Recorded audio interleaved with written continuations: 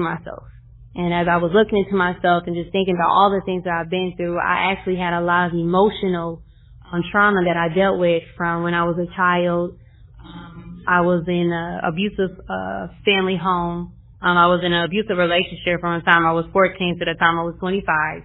So through that time of trauma that I went through, I realized, like, wow, what was going on? What's going on with me?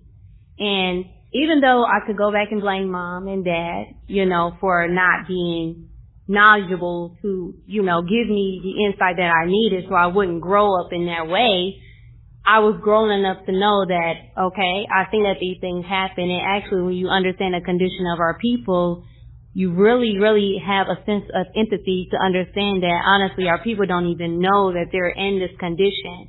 So it gave me more empathy, actually, to understand our people and also understand how I can heal myself. So within the journey of healing, what I realize is really, really a journey of self-improvement.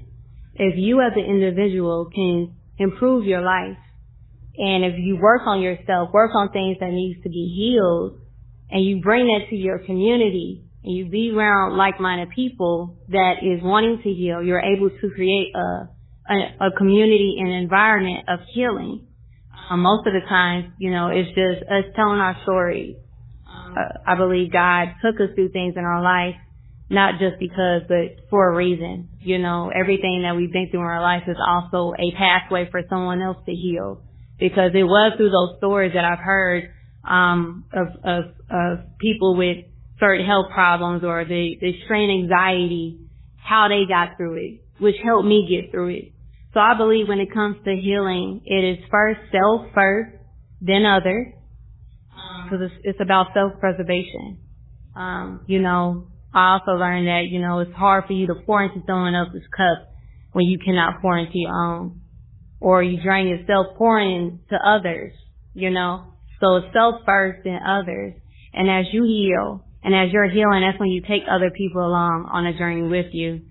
So again, I just want to say thanks to my brother Steve, for allowing me the opportunity to stand up here, and just want us to all understand and to know as well is that healing is a journey, and it's not a one-day thing. It's really a lifestyle. Healing is a lifestyle. So each and every day you do little things to improve, and you're going to relapse, many a times. But you keep going. As long as God keeps you here and you're here, you keep going, and don't fight yourself. Allow those emotions to come up. Allow those times when you want to talk and you want to speak. Allow yourself to speak in any way, shape, or form. If it's in writing, if it's actually speaking, because honestly, when you really think about it, we've been suppressed for so long. And even if I go back and I think as I was a child and seeing the younger people growing up today, they don't have a voice. And because they don't have a voice, they feel like they can't speak, and they feel like they can't express themselves. We are made in the expression of God. So we have these innate abilities to have to express ourselves. So when you can't express yourself, if it's in words, writing, speaking, whatever way you want to express yourself, you will continue to suppress yourself until you get into a stagnation, to where most of the time you run into these bad habits and find other ways to express what it is that you got going on. So, I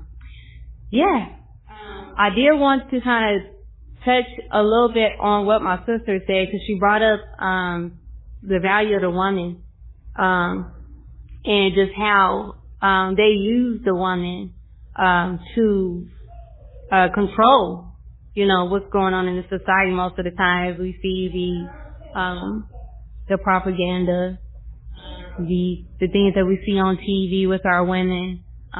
Our women are being broken down, and our women are being made other than themselves. And because they're being made other than themselves, they are bringing in children that are also being turned. And that is creating a cycle of the generational curse that we see.